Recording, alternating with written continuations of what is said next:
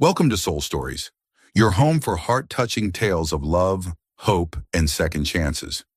If you believe in the power of kindness and the magic of unexpected connections, make sure to hit that subscribe button and join our growing family. Now let's begin today's story. The wind howled outside the grand ballroom of the Berkshire Resort, but inside the air was suffocating under the weight of hundreds of stairs. Clara Whitmore stood at the head of the aisle, her shimmering white silk wedding gown catching the chandelier's glow like a lighthouse of surrender. Her hands trembled as she gripped the lily bouquet so tightly the stems bent. The organist stopped playing, the final notes hanging in the air, and murmurs began to ripple through the crowd. "Clara," her mother whispered from the front row, her voice sharp as a velvet-wrapped blade, "go." But Clara couldn't move. Not when she saw James, her fiancé of 3 years, the man she had loved so deeply, standing at the altar, pale-faced, eyes cast to the floor. He wouldn't look at her. He hadn't looked at her all morning. And then, as if the universe had conspired to crush her in the most public way possible, James stepped forward and raised his hand to silence the room. "I can't do this," he said, his voice low but echoing across every corner. "I'm sorry, Clara. I can't marry you. I'm in love with someone else." The words struck like gunfire. Gasps echoed. Clara's bouquet slipped from her hands, white petals scattering across the marble floor. Her mother stood abruptly, face frozen in horror. James's parents began whispering furiously, but Clara heard none of it. The world shrank to the pounding of her own heart and the heat rising in her face. She turned, her veil catching on a chair, and she ran. The double doors of the ballroom burst open as she fled, the December air biting her bare shoulders. Snow swirled, clinging to her gown, her heels sinking into fresh powder. She didn't care. She didn't stop. The manicured resort grounds blurred around her, trimmed hedges, twinkling lights, the distant sound of violins now silent. She ran until the lights faded, until the voices were swallowed by the wind, and all that remained was the sound of her own ragged breath. The forest loomed ahead, a wall of pines and darkness. Clara plunged into it, her wedding dress snagging on branches, her shoes slipping on ice-slick roots. She didn't know where she was going, only that she had to get away. That was all that mattered, away from humiliation, from pity, from betrayal. James's words echoed in her head, each syllable a fresh wound. "I can't marry you." Why? She had asked herself 100 times in the past hour, but the answer was only silence. The snow thickened, fat flakes falling relentlessly. Clara's fingers went numb, her lips trembled as she pushed deeper into the woods.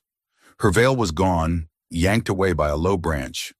The once pristine dress was streaked with mud and pine needles.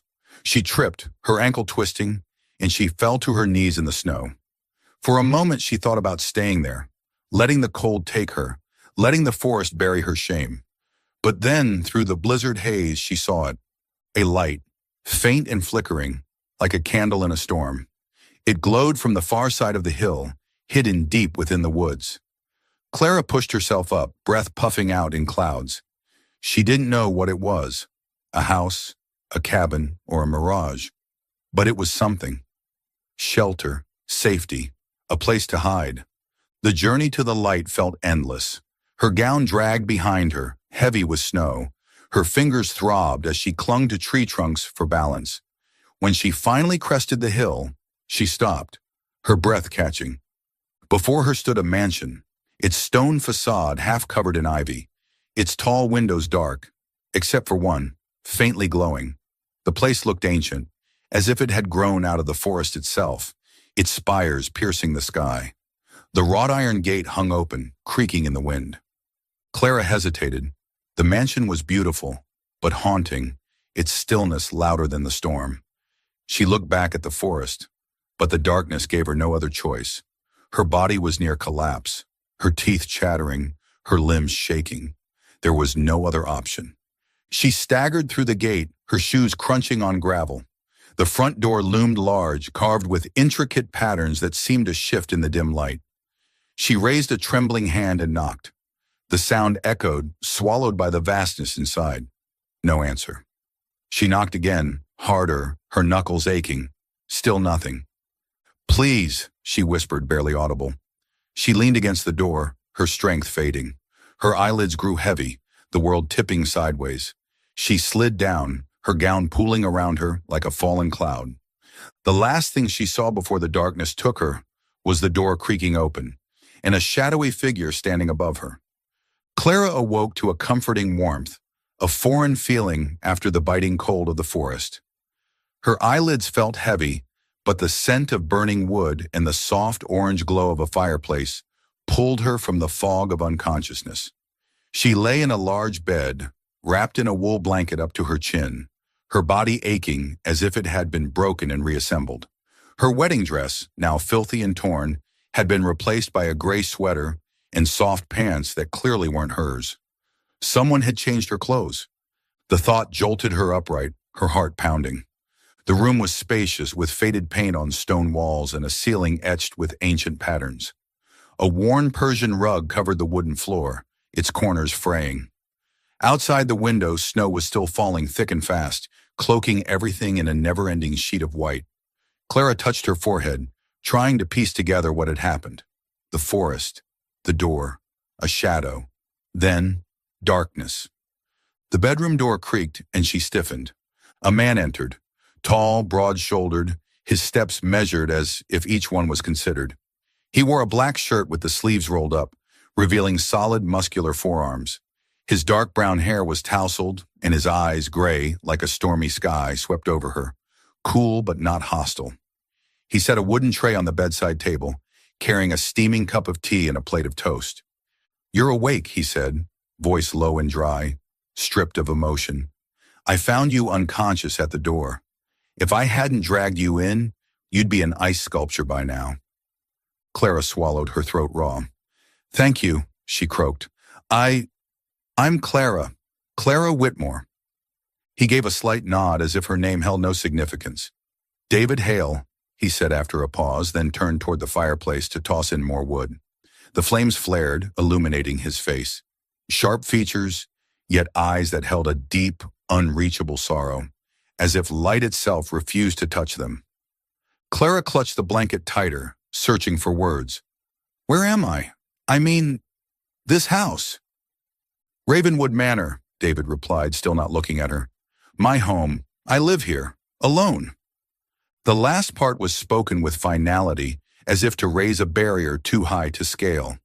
Clara felt it, but she was too drained to care. She glanced at the cup of tea, steam clouding her vision. "I didn't mean to intrude," she said. "I was just lost. I'll leave as soon as I can." David stood upright, his shadow stretching across the floor. "You'll leave when the snow melts," he said, his voice as cold as the wind outside. "This storm will last at least a few days. The roads to town are blocked. No one's coming in, and you're not getting out." His words landed like a sentence. Clara felt her heart sink, not from being trapped, but from the way he said it, like her presence was an inconvenience he had no choice but to bear. She wanted to ask why he lived alone in such a vast and isolated place, but his eyes, sharp and distant, kept her silent. He gestured toward the tray. "Eat. You need the strength. I don't want to be digging graves in the garden." The words were blunt, but there was a flicker of dark humor beneath them that left Clara unsure whether he was joking. She picked up the tea, warmth seeping into her fingers. "Who changed my clothes?" she asked, her voice hesitant. "I did," David replied without pause. Seeing the flush rise to her cheeks, he added, "You were hypothermic. Leaving you in that wet dress would have killed you. I didn't look, if that's what you're worried about." Clara nodded, her face burning. She sipped the tea, bitter black with a trace of honey. Silence settled over the room, broken only by the crackle of the fire and the wind outside. She glanced at David, now standing by the window, hands in his pockets, eyes fixed on the snowfall.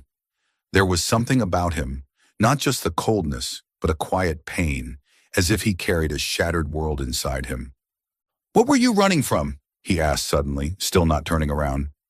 Clara flinched, nearly spilling her tea. "How do you know I was running?" David shrugged. "No one wears a wedding dress into a snowstorm just to take in the view." She let out a short, hollow laugh, but it faded as the memory surged. James, his avoiding eyes, the words that cut like blades. I was left at the altar, she whispered, right before the ceremony. I couldn't stand the looks, so I ran. David said nothing for a long moment, then nodded, as if it was what he had expected. Weddings, he muttered, his tone tinged with bitterness. Expensive invitations to heartbreak.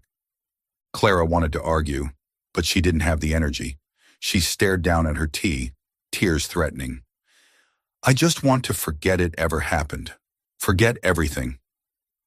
David finally turned to look at her. His gaze was no longer cold. It was deep, as if he understood her pain more than she could imagine. Forgetting isn't that easy, he said quietly, but here at least you can hide for a while. The words were simple, but held an unexpected sincerity. Clara gave a faint smile, but David had already turned away, heading for the door. Rest, he said before leaving the room. You're safe here, for now. The door closed softly, leaving Clara with her cooling tea and a strange feeling settling over her.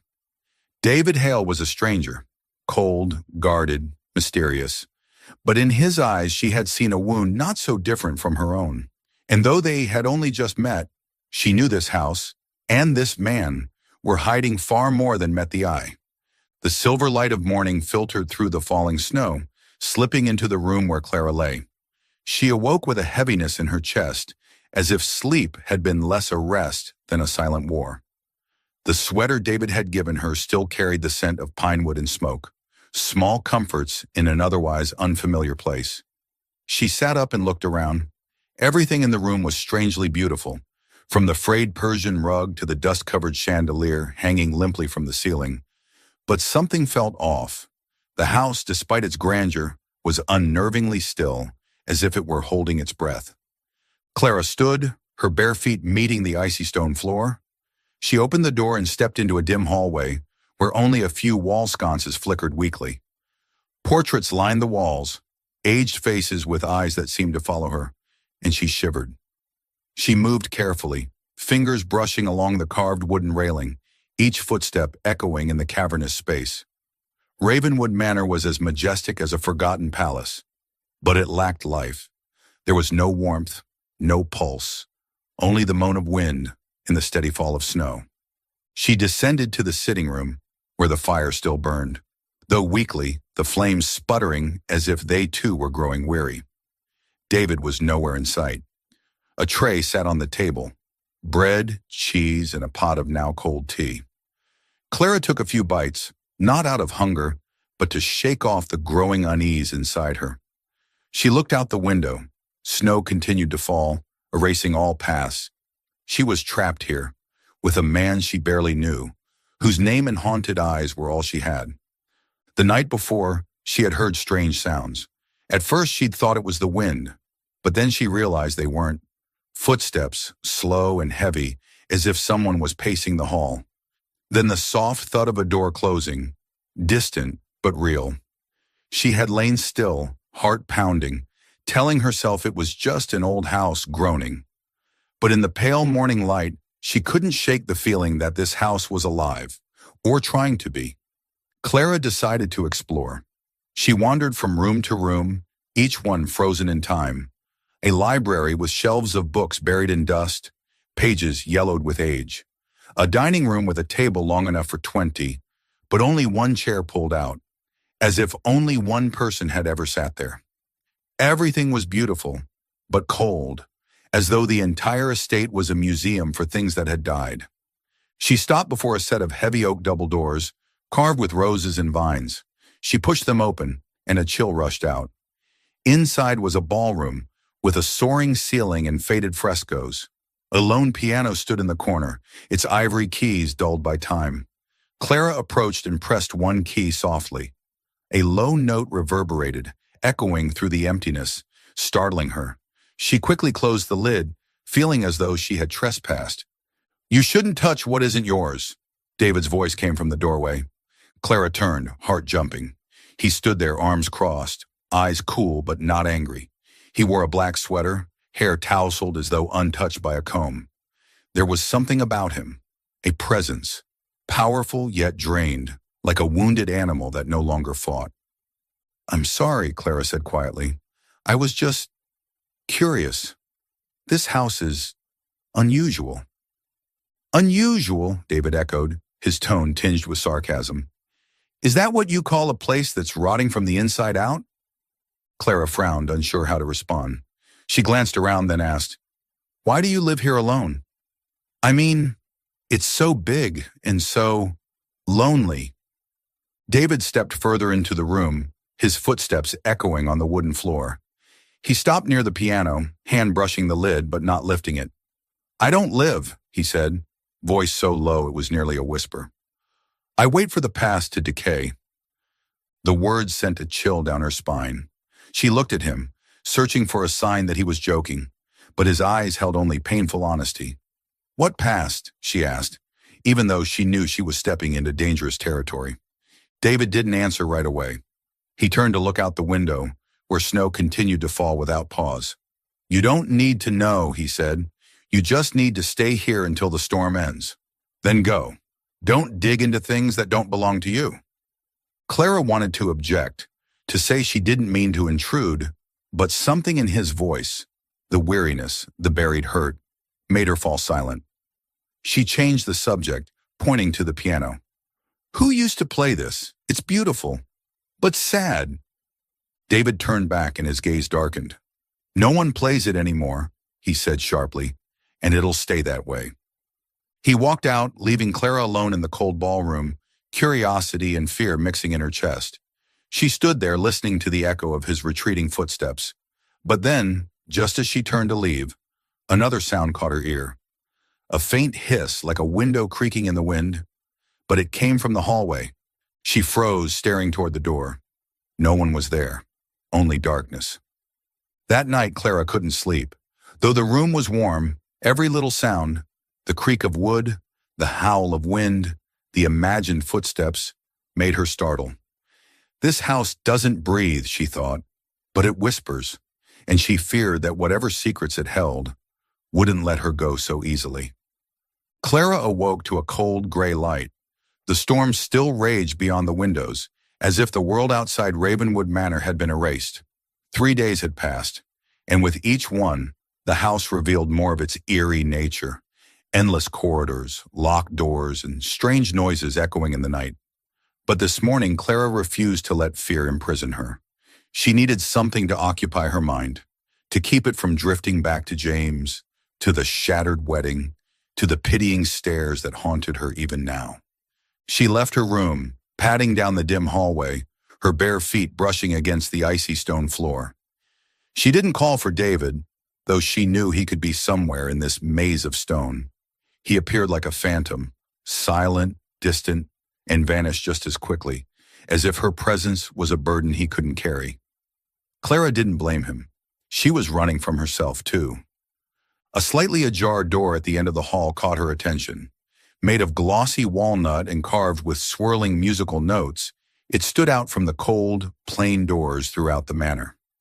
She pushed it open and stepped inside, a room smaller than the ballroom but warmer, with dark ebony walls and a fireplace still holding faint embers. In the center stood a grand antique piano, its ivory keys glowing under the muted light from the window, but it was the large portrait on the wall that stole Clara's breath. She approached slowly, breath-catching. The painting depicted a red-haired woman, her hair cascading like fire. She sat at the piano, fingers poised above the keys, her gaze soft yet piercing, as though she could see through time. Her beauty wasn't boastful. It was elegant, radiant with life. Clara couldn't look away. There was sorrow in her eyes, but also a quiet strength that resonated deeply. Clara reached out to the piano, fingertips brushing the smooth ivory. She hadn't played since she left home to be with James, but suddenly the memory of afternoons at her grandmother's upright piano came rushing back. She sat down, took a deep breath, and let her fingers find their way into Debussy's Clair de Lune. The notes floated into the air, gentle, liquid, like moonlight soothing her wounds. She closed her eyes, letting the music carry her, as if it could erase the storm, the pain, and the haunted house that surrounded her. She didn't realize David had entered until the final notes were near. A single off-key stroke marked her surprise as she opened her eyes to find him standing in the doorway, frozen, his face pale, as though he had seen a ghost. His eyes were locked not on her, but on the piano, on the portrait behind her. A chill ran through Clara's spine. "I'm sorry," she said quickly, rising to her feet, hands trembling. "I didn't mean to. I just found the room and—" "Don't apologize," David cut in, his voice hoarse, as if speaking cost him something. He stepped into the room slowly, each movement weighed down by an invisible burden. He stopped before the portrait, his fists clenched at his sides. "You play, just like her." Clara hesitated, unsure of what to say. She glanced at the painting, then at him. "Who was she?" she asked, though part of her already knew. David was silent, wrestling with something inside. At last he spoke, his voice low, nearly a whisper. "Evelyn, my wife." Clara felt her chest tighten. It didn't surprise her, but the word wife still struck like a blade. She looked at the portrait again. Evelyn's eyes seemed to follow her, and guilt rose within Clara, for having touched something that wasn't hers. She passed away, didn't she?" Clara asked softly. David nodded, his eyes still fixed on the painting. 4 years ago, in this very house." He paused, taking a shaky breath. "It was a crime, never solved." Clara froze. The sounds she'd heard at night, footsteps, closing doors, suddenly seemed more sinister. "What happened?" she asked, afraid of the answer. David turned, his expression no longer cold, but filled with anguish like a wound ripped open. "I don't know the whole truth," he said. "All I know is that she called me that night. I was in New York, busy with a deal. I didn't answer. When I called back, it was too late." He paused again, voice cracking. "I was too buried in work to be there when she needed me most." Tears welled in Clara's eyes. Not for Evelyn, whom she had never met, but for the pain in David's voice. She wanted to say something comforting, but no words felt worthy. She simply stood there quietly, letting him go on. "When I came home, she was gone," David said flatly, as if he'd recited the story countless times in his head. "The police said there were no signs of forced entry, nothing stolen, just blood and her." He turned away, leaning against the piano, shoulders trembling. "I searched for answers, but there were none. Just questions. Just silence." Clara stepped closer, gently placing her hand on his arm.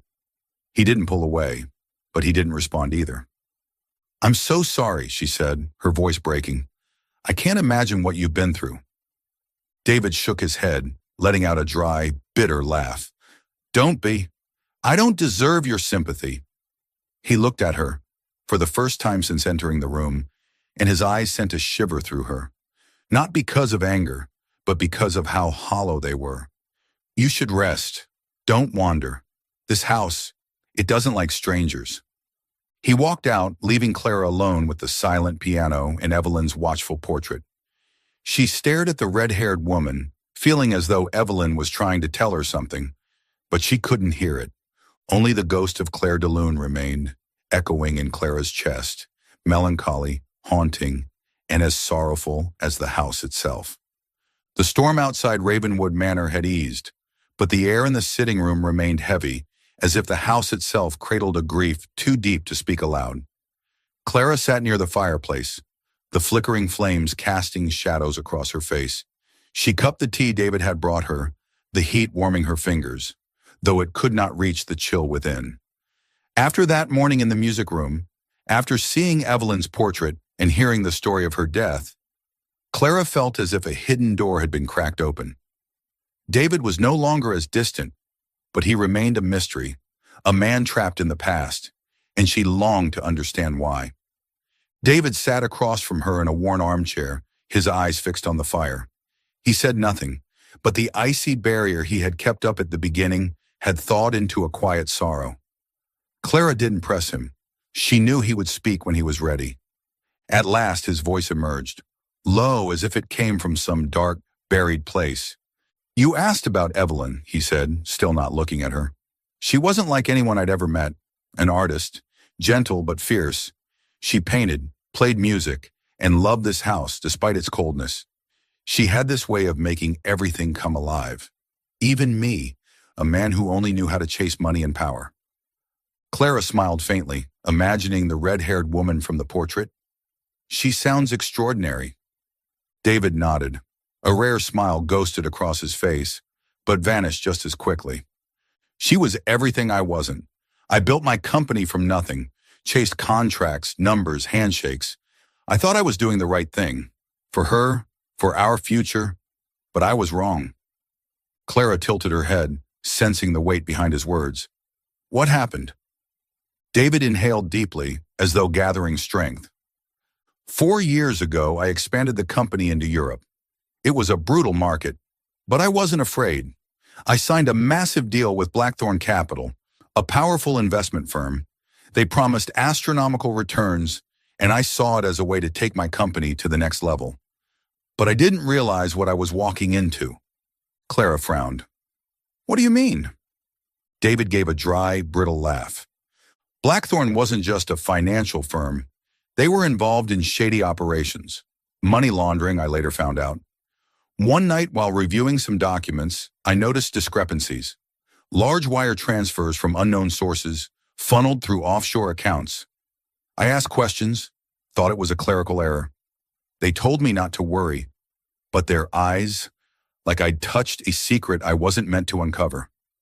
Clara's hands trembled around the cup. What did you do? I kept digging, David said, his voice dropping. Not because I was brave, I just wanted to protect my company, but I went too far. One night I received an anonymous email, internal documents from Blackthorn, proof they were using my company as a front. Before I could act, the warning started. Anonymous letters, late-night phone calls, only breathing on the other end. One time the brakes on my car were cut. I caught it just in time. Clara gasped, hand covering her mouth. They were trying to silence you. David nodded, his grip tightening on the armrest until his knuckles turned white. I thought I could handle it. I was used to dirty games in business, but I didn't expect them to go after Evelyn. He paused, shoulders trembling, as though the memory tore something raw inside him. Clara's heart ached.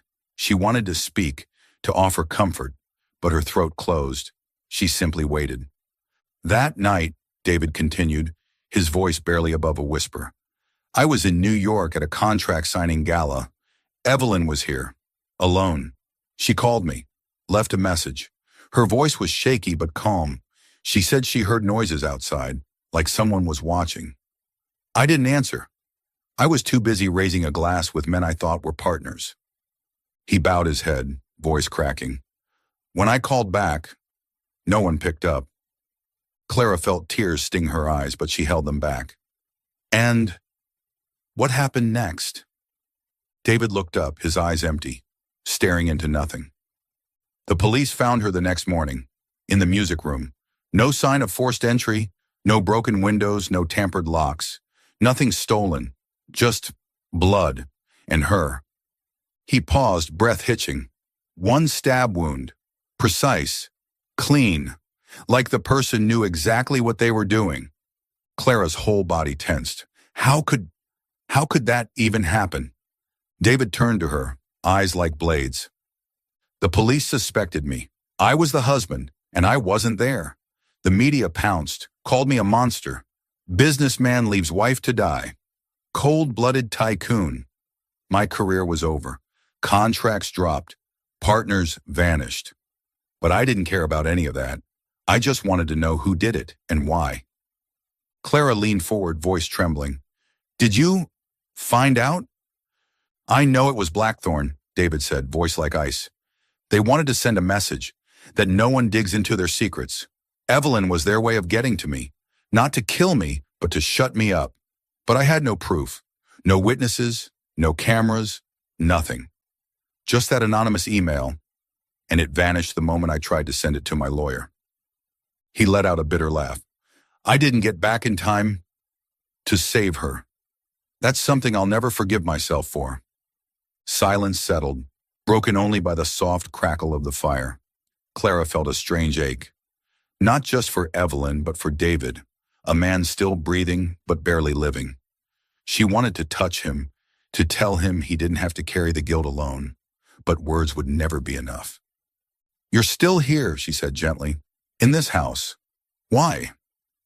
David stared into the fire, its red glow reflected in his eyes. "Because she loved it here, and because I don't know where else to go. Leaving would mean accepting that she died for nothing. I can't do that." Clara nodded, her chest heavy.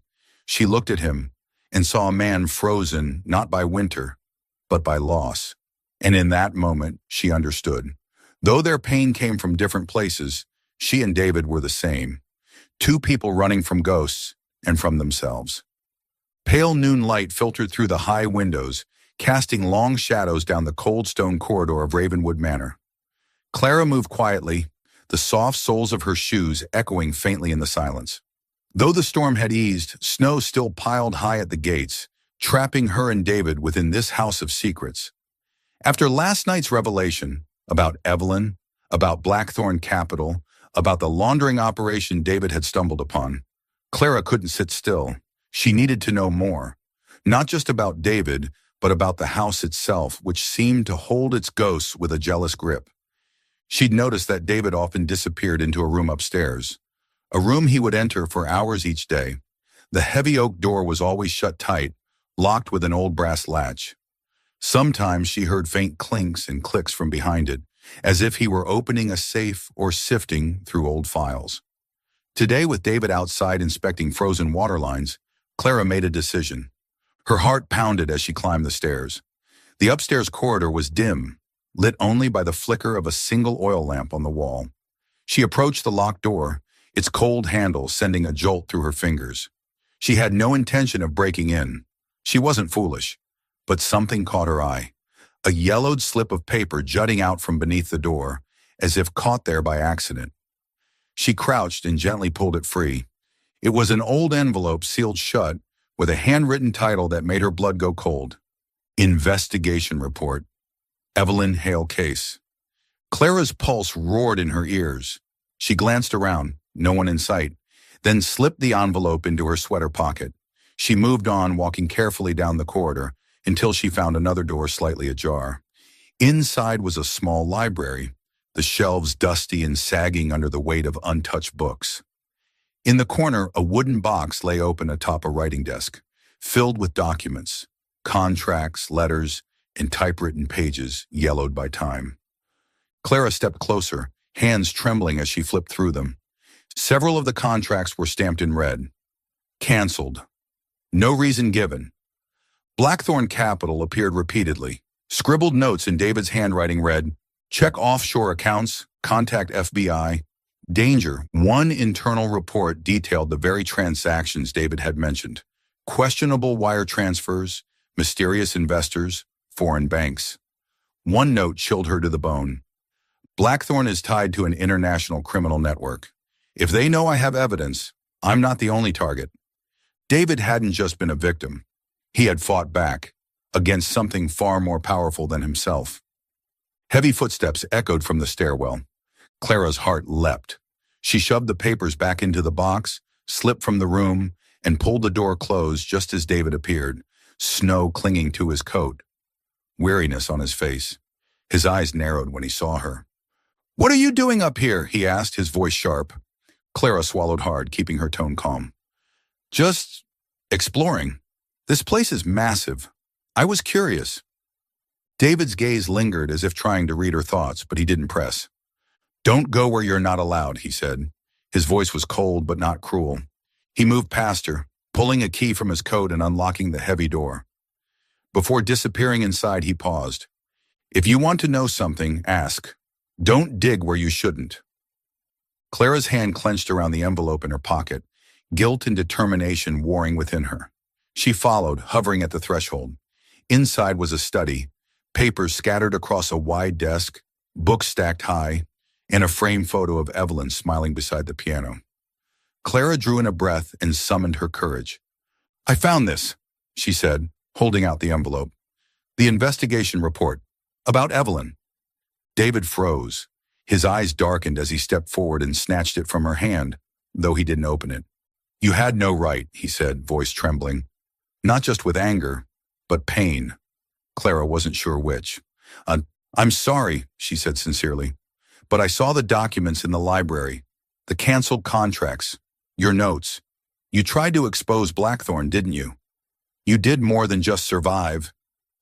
David stared at her, something flickering behind his eyes. At last he exhaled and sank into a chair, rubbing his forehead with one hand. "I tried," he said hoarsely. "After I uncovered the laundering scheme, I contacted an old friend at the FBI. I sent them copies, emails, reports, internal memos. They said they needed more. Something solid. I thought I could beat Blackthorn. I thought I could bring them down, but I underestimated them." Clara sat across from him, her heart pounding. "What happened?" David's gaze drifted to Evelyn's photograph. His voice fell to a near whisper. "Blackthorn knew. Either they had someone in the government or they were watching me. They sent a message. Evelyn, she was that message. They didn't kill her to hurt me. They killed her to shut me up. And they did it perfectly. No evidence, no witnesses, nothing but blood and a mystery no one could solve." Clara's breath caught. She couldn't fathom that kind of loss. Loving someone, only to have them stolen as a consequence of your own courage. "How do you live with that?" she asked, her voice cracking. "With the memories, day after day, in the very house where it happened?" David looked up, his eyes haunted but resolute.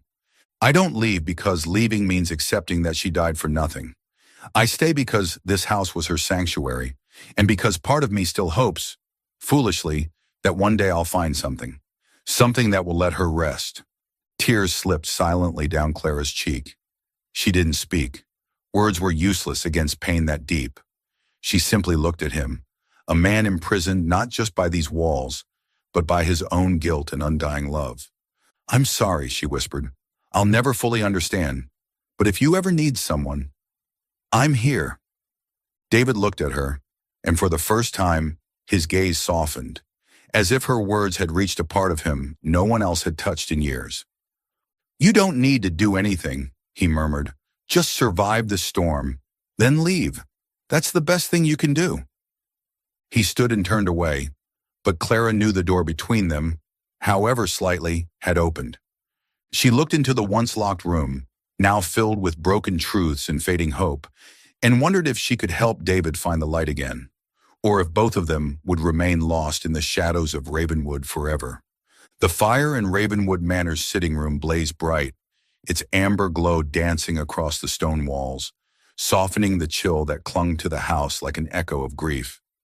Clara sat on a worn Persian rug, her legs curled up, a glass of red wine in hand, one David had brought up from the cellar. The wine was bold and warm on her tongue, but it did little to melt the heaviness in her chest. Tonight, after what she'd discovered behind the locked door, investigation files, canceled contracts, and David's silent anguish, she felt closer to him, and yet further away. He was a man trapped, and she didn't know if she could pull him out of the dark. David sat across from her in his usual armchair, wine barely touched, eyes fixed on the flames. He seemed to be listening to a story only he could hear, one the fire whispered in a language made of ash and memory. Silence stretched between them, not uncomfortable but fragile, an unspoken pact to let everything rest for a while, just to breathe. Clara sipped her wine, the dry finish tingling on her lips. She glanced at David, the firelight sculpting his face, the high bridge of his nose, the sharp cut of his jaw, the storm-gray eyes that still carried too many ghosts. He wasn't the cold man she'd first met, but the wall around him hadn't fallen. It stood, built of guilt and loss, and she longed to press against it, just to find the man beneath. "Have you ever thought about starting over?" she asked gently, voice soft so as not to disturb the delicate stillness between them. "Not leaving, but living again. Somehow." David turned to her, his gaze locking with hers, deep, unreadable.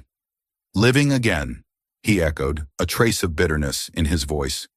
"You think I still know how?" Clara offered a sad smile. "I'm not sure I know either. But sometimes, all it takes is a single moment, something small, to remind you that you're still here."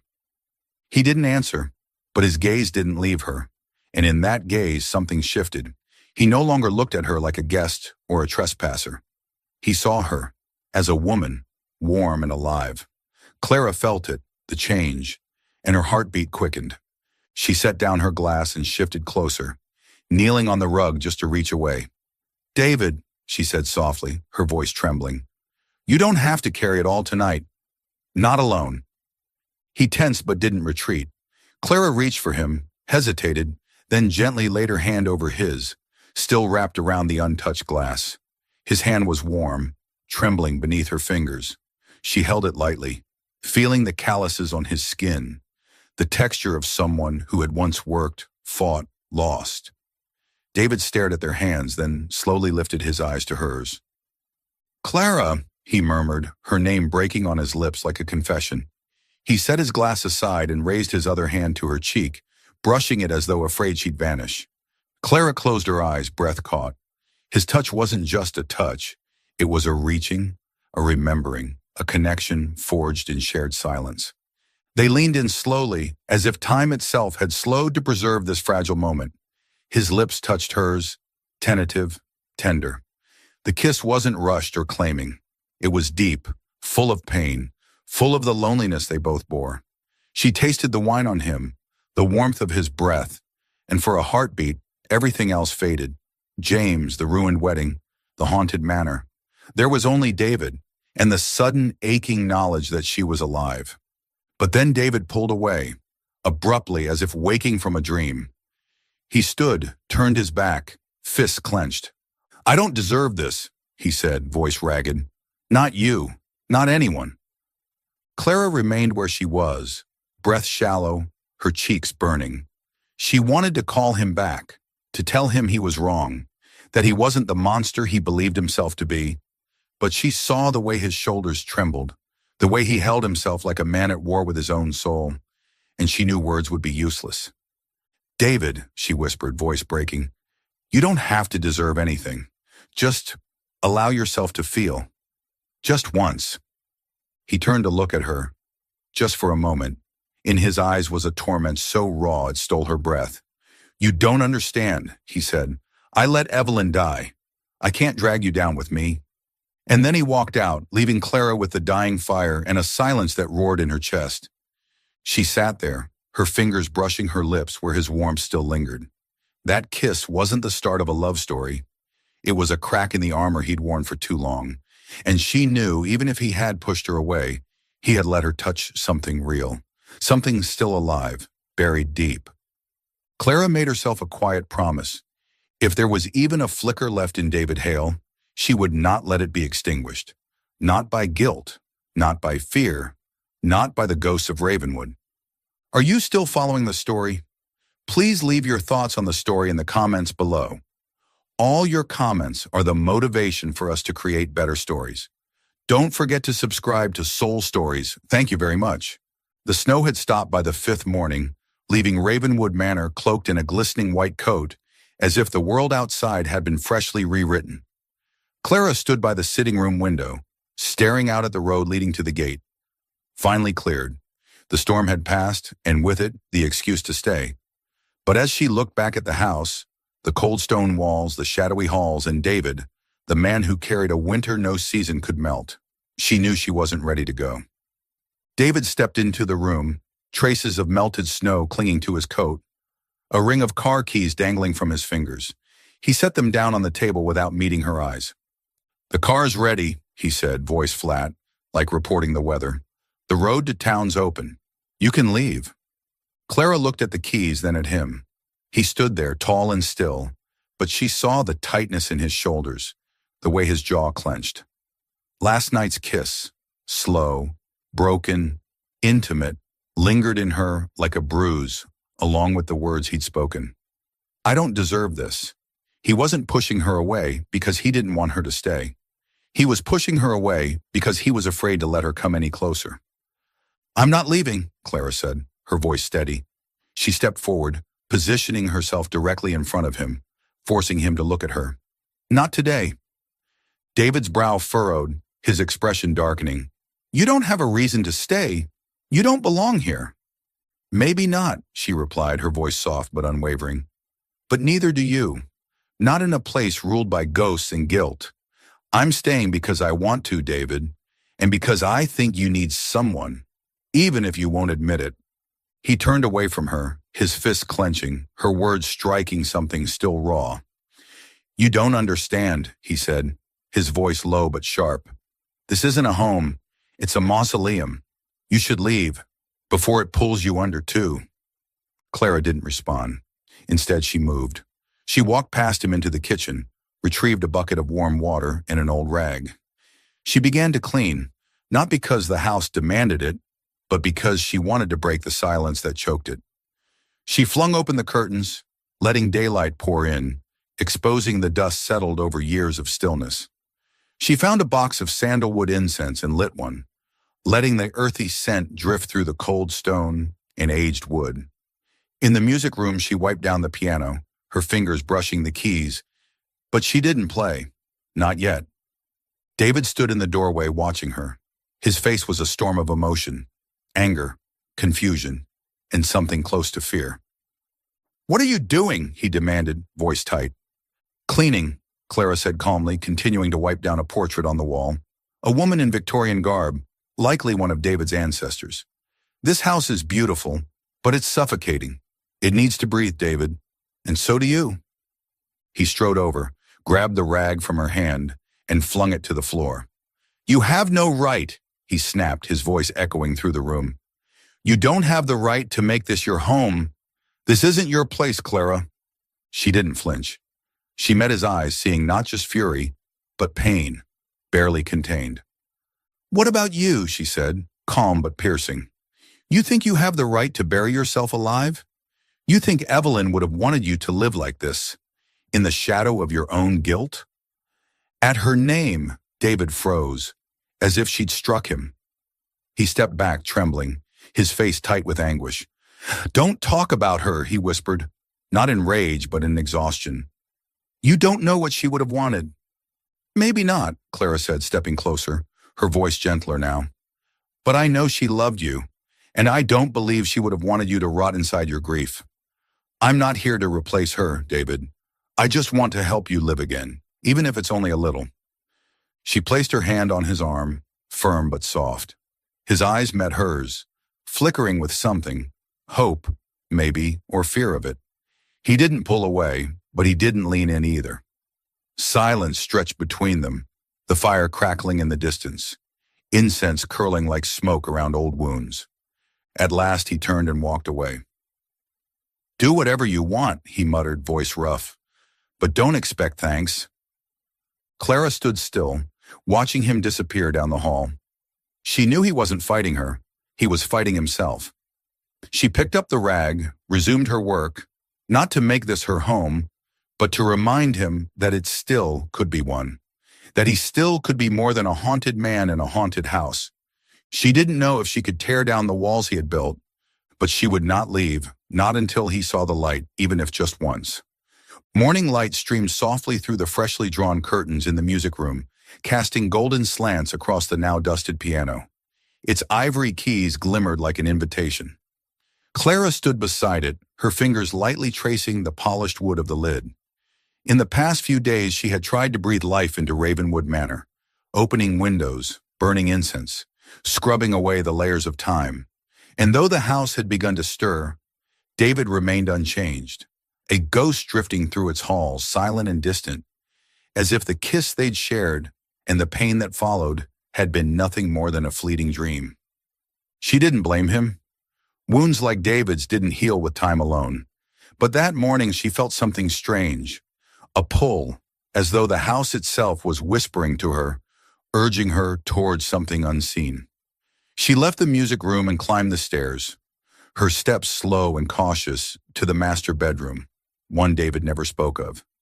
He slept in a smaller room beside his office now, leaving this one behind like a shrine to Evelyn. The door creaked as she pushed it open. The room was spacious and still, with a four-poster bed draped in aged white silk. A vanity stood in the corner, its mirror clouded, reflecting her as little more than a shadow. Clara stepped closer, fingers brushing across dried perfume bottles and a tarnished silver brush. There was a weight in the air, as though the room was guarding a secret. Kneeling, she checked beneath the vanity and saw it. A white envelope, edges yellowed, wedged deep between the wood and the wall. Carefully, she pulled it free, her pulse quickening. The handwriting was elegant, written in black ink. To David, my love. Clara's hands trembled. It was Evelyn's handwriting. The envelope was sealed, untouched, forgotten, or maybe left behind on purpose. She stared at it, her heart torn. Opening it would be a violation, but leaving it buried felt like betrayal. In the end, she chose not to open it.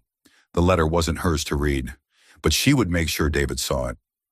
Clara returned to the music room and placed the envelope gently atop the piano, right in the center, impossible to miss. She left no note. The letter would speak for itself. Then she stepped away, keeping herself busy, trying not to think about what would come next. David appeared late in the afternoon, when the sun's dying light filled the music room with soft amber. Clara was dusting a bookshelf in the sitting room when she heard his footsteps, followed by a long silence. She knew he had seen it. She moved to the doorway quietly, standing in the shadow, watching. David stood before the piano, the envelope in his hands already opened. He read slowly, as if each word carved into him. Clara couldn't see the contents, but she saw his shoulders begin to shake, saw how tightly he clutched the letter, as though afraid it might disappear.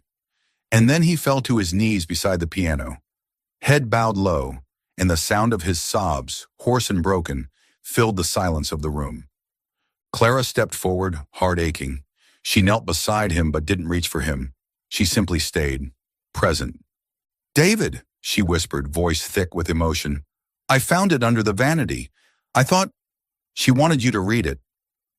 David lifted his face, eyes red and wet, his features contorted with grief.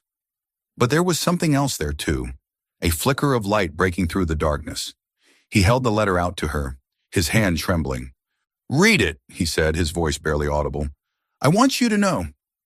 Clara took it gently, her eyes scanning Evelyn's graceful script. David, my love, if you're reading this, then I may already be gone. I don't know what's coming, but I feel a shadow growing near. I don't blame you, never. You gave me a life full of color, even if we didn't have enough time. But please don't punish yourself forever.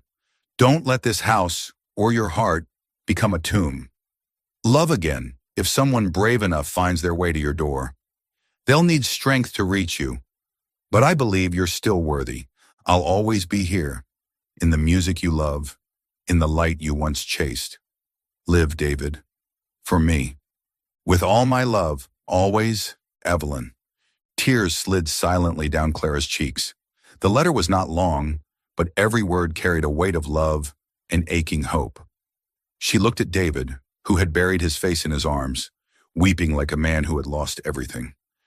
She set the letter down and placed a hand on his shoulder, soft but unwavering. She loved you, Clara said gently, and she wanted you to live. David didn't push her away.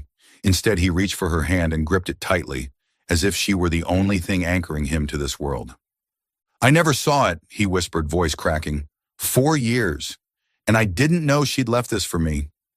Clara gave him a tearful smile. She knew you'd find it when you were ready. They stayed there on the floor beside the piano, bathed in the last light of day, Evelyn's letter resting between them like a bridge from past to present. Clara didn't know if David could truly let go of his guilt, but she knew something had shifted, that he'd been changed. The letter wasn't just a farewell, it was a reminder that love, even lost, could still shine through the darkest corners. A year had passed since the storm that brought Clara Whitmore to Ravenwood Manor. Winter had returned to the Berkshires, snow falling gently, draping the pine forests in soft white silk. But Ravenwood was no longer the cold mausoleum it had once been. The stone walls had been restored, the windows now glowed with warm golden light, and laughter, though still rare, echoed through rooms once steeped in silence. The house had become a healing center, a place where survivors of grief learned to mend and rediscover meaning in their lives. Clara stood in the music room, now transformed into a vibrant art studio. Paintings lined the walls, her own and those of the residents, blending with Ravenwood's older portraits. Evelyn's portrait still hung at the center, her gaze soft and approving, as if blessing all the changes. Clara touched the piano, the same one that once held Evelyn's letter, and smiled. That letter hadn't just saved David, it had saved her too. That morning, Clara held a copy of the local newspaper. The headline took her breath away. Blackthorn Capital collapses.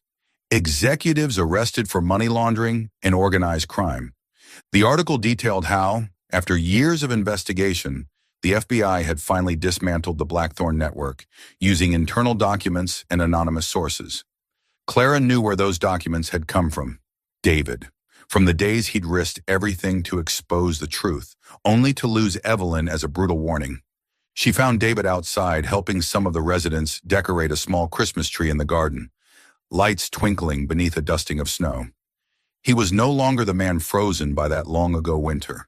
The pain was still in his gray eyes, but it was tempered now by gentleness. He had learned how to live again, step by step, thanks to Clara, and to those they'd chosen to help. "David!" she called, holding up the newspaper, her voice trembling. "They got them! Blackthorn! All of them!" David froze, a silver ornament in his hand. He took the paper from her and scanned the headline, exhaling slowly. His breath curled white into the cold air.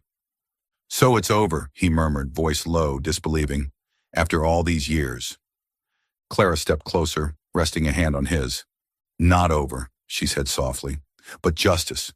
For Evelyn. And for you." He looked at her, his eyes flickering between relief and sorrow. "I thought justice would make me feel whole," he confessed, "but it doesn't bring her back. It doesn't erase the years I locked myself away." Clara tightened her grip. "No, but it lets you let go. Evelyn wanted you to live, David, and you're doing that. Every day, with this place, with these people, with me." He pulled her into his arms, holding her close like she was the only anchor he had ever known. "You're right," he whispered into her hair. "You gave me a reason to live, Clara. I never thought I'd find that again." Their love had bloomed slowly, like a flower pushing through frost. It grew from quiet moments, nights by the fire, shared silences and wine, from Clara cleaning the house despite his rage, from the kiss layered in grief, and the letter that opened David to forgiveness. Their love didn't blaze, it endured. It illuminated their darkest days. Together they had turned Ravenwood into a sanctuary. Clara ran group therapy sessions where people shared their stories. David taught painting, helping others express what words couldn't. He laughed more now, opened up more, though he still bore the quiet weight of someone who had once lost everything. Clara loved him for that, for his silent resilience, for the way he looked at her like she was a light he never thought he'd see again. They stepped onto the balcony, snowflakes falling around them, settling on the garden they had brought back to life. The Christmas tree sparkled in the corner, a gift from the residents for the center's first winter. David wrapped his arm around Clara, his breath warm against her ear. "Do you ever regret not leaving this place?" he asked softly, seriously. Clara leaned into his chest, listening to his heartbeat. "Not for a single second," she replied. "I didn't come here to run away, David. I came to stay." He lowered his head, kissed her, slow, deep, no longer hesitant. It was a promise. They would move forward together, carrying Evelyn's love not as a burden, but as a guiding light. Clara felt the healing in him, not because he'd forgotten Evelyn, but because he had learned to live fully for her and for himself. They stood together watching the snowfall, the lights from Ravenwood glowing into the forest beyond. The Blackthorn story was a chapter closed, but theirs was just beginning. The house was no longer a tomb. It was a haven. David tightened his grip on her hand, and Clara knew, no matter how cold the winters grew, they would always have each other to stay warm. In the spring, Ravenwood burst into bloom, sunlight bathing the wildflowers in gold. David led Clara to the same balcony where they had once watched snow fall. He knelt before her, holding a simple silver ring etched with a music note, a symbol of Evelyn and a promise for the future. "Clara," he said, his voice shaking, You pulled me out of the dark. You are the light I never dared to dream of. Will you marry me? Clara covered her mouth, tears rolling down her cheeks. Yes, she whispered, pulling him into an embrace. Their kiss sealed it, beneath the spring sky, with Ravenwood as their witness. They married that summer in the garden of Ravenwood, now lush with greenery and flowers. It was a small ceremony, intimate. Clara's parents came. Her mother, once stern and distant, now embraced her with tears and whispered, "I'm sorry I tried to force you. You found your real happiness." Her father shook David's hand, pride shining in his eyes. "You gave my girl a home." Even James came, standing quietly at the back. Clara had invited him, not out of resentment, but to close a door gently. After the ceremony, she approached him. "Thank you," she said sincerely, "for letting me go. It helped me find where I truly belong." James smiled, wistful. "I'm the one who should apologize, Clara. I didn't deserve you, but I'm glad you found someone who does." They shook hands, a small, meaningful act of peace. The garden was strung with lanterns and flowers. The music room's piano now played by one of the residents. Claire de Lune filled the air, the song that had once connected Clara and David in sorrow, now a melody of joy. They danced beneath the moonlight, Clara in a simple white silk dress, David in a gray suit. He whispered into her ear, "I love you, Clara, and I will love you every day." She rested her head against his chest, listening to the rhythm of his heart, knowing that Ravenwood was no longer just a house. It was home. It was healing. It was the heart of them both.